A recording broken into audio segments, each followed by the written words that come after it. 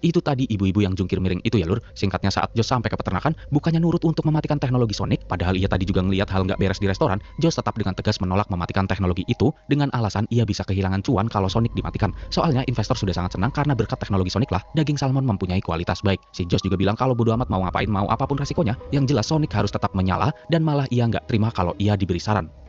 Skal du belære meg om Sognefjorden? Jostein. Sembari mereka berdebat, di sisi lain Maria, anak si Josh, lagi ngebangun kapal-kapalan di rumahnya. Tapi karena kapal itu kurang penutup kepala, mereka pun ke peternakan dan karena mereka nggak tahu yang ngambang warna kuning itu ternyata adalah modul teknologi Sonic dan mereka kira cuman pelampung biasa, salah satu temannya malah nyelam buat melepaskan pengait alat Sonic tersebut dari posisinya, hingga beginilah yang terjadi.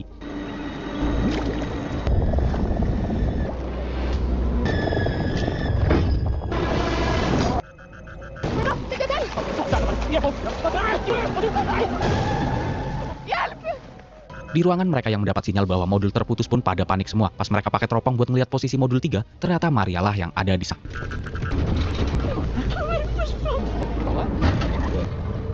Tak menyadari apapun bahwa saat modul Sonic dilepas dan hal itu tentu membuat modul tenggelam makin dalam ke dasar laut sesuai hukum fisika air lur. Semakin dalam sesuatu tenggelam, maka tekanan air yang padat akan membuat frekuensi suara bergema lebih keras di kedalaman dan seketika reaksi si monster yang makin merasa terganggu pun melakukan perlawanan.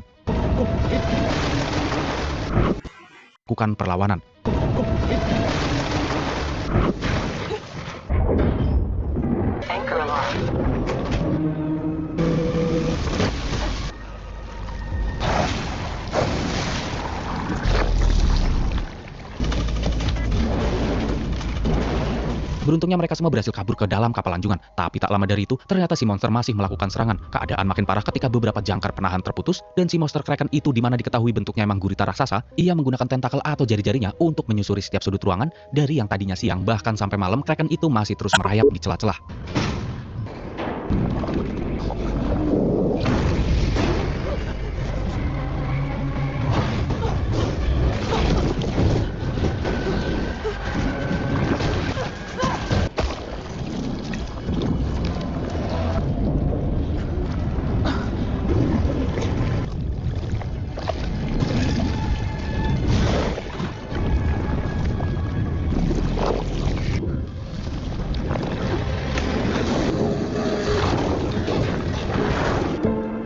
Di tengah kericuan itu, nampak Josh dan Maria yang terpojok di salah satu sudut atap kapal. Mereka pun mencoba nekat kabur dengan cara nyebur. Tapi karena tak mungkin bisa kabur dari kejaran Kraken, Josh pun berkorban menyelamatkan anaknya dengan cara seperti ini.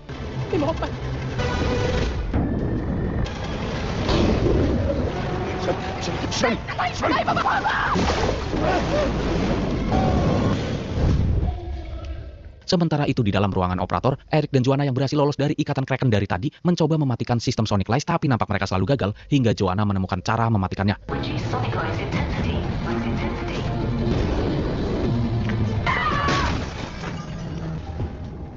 Ternyata dipukul beres lur. Setelah frekuensi Sonic berhenti, akhirnya si Kraken pun mulai tenang dan tak seagresif sebelumnya. Di kesempatan itu, si Eric langsung mengambil flare gun, menembakkannya ke arah langit, berharap siapapun melihatnya dan segera melakukan bantuan evakuasi.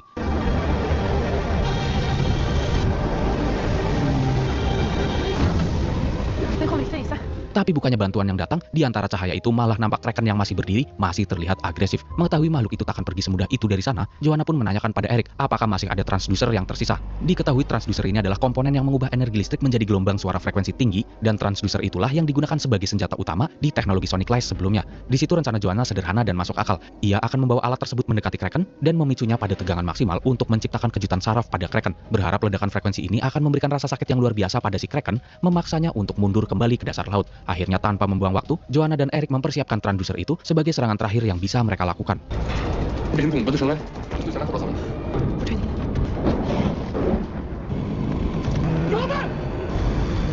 Setelah semuanya siap, Joanna pun sendirian menuju pertengahan, mencari posisi, dan di sana juga ada nampak seorang kakek-kakek yang sedang mendayung perahunya. Joanna yang tak melihat itu pun tetap meneruskan niatnya hingga ia tiba di lokasi yang menurutnya tepat, dan disitulah dia mengaktifkan alat itu.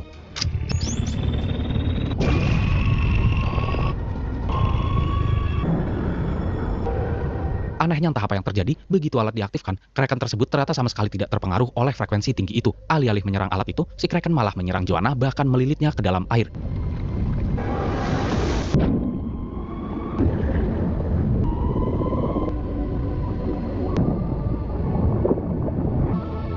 Di dalam air Joanna dipelototin oleh Kraken. Beruntungnya di waktu yang tepat, alat itu tiba-tiba berfungsi sebagaimana tujuannya.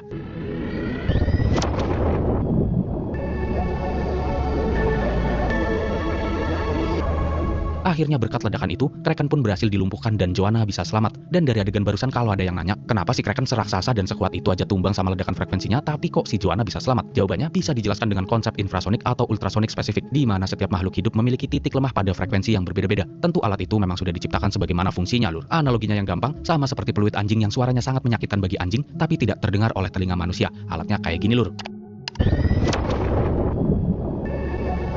Nah, setelah ledakan itu, film ini tak memberi visual yang jelas apakah Kraken sudah tumbang atau hanya terlumpuhkan sementara. Yang jelas, film langsung maju pada 1 tahun kemudian, memperlihatkan Maria di atas kapal sendirian di teluk itu. Lalu kamera perlahan bergerak turun, menuju kegelapan ke dasar laut. Di sana, di antara puing-puing besi dan bangkai kapal peternakan yang sudah mulai berkarat dan ditumbuhi lumut, terlihat sebuah selaput besar yang berdenyut pelan, semacam kepompong atau kantung regenerasi. Hal itu menandakan Kraken itu tidak mati, ia sedang memulihkan diri, berevolusi, atau bahkan mungkin sedang berkembang biak. Adegan ini menegaskan bahwa perjuangan Joanna setahun lalu hanyalah kemenangan sementara, dan sang penguasa.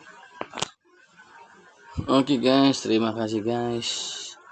Ini sosok gurita itu ya, Kraken itu ya, sangat besar.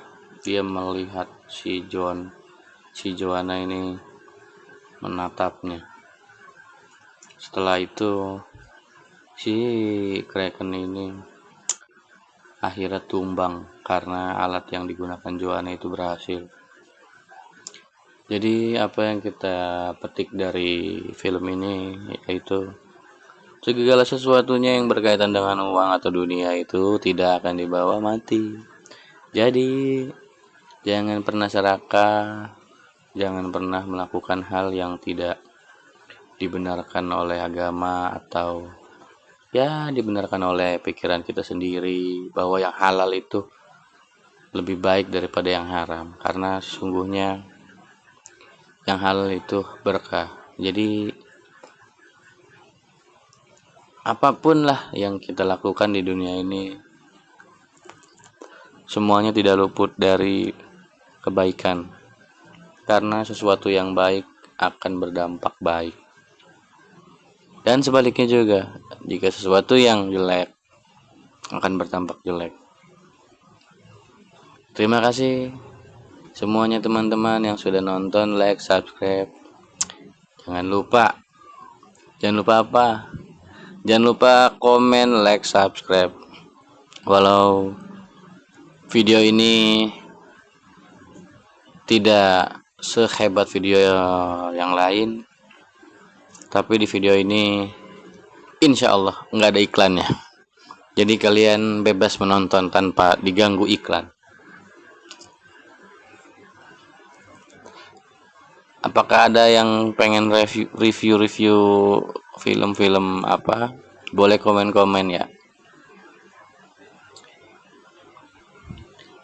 Semoga yang masih nonton selalu diberi rezeki yang banyak, harta yang melimpah, keturunan, jabatan, dan yang paling penting adalah kesehatan.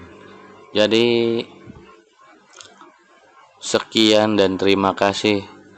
Saya sangat menghargai subscribe Anda semua. Sangat benar-benar berterima kasih untuk semua yang nonton video saya.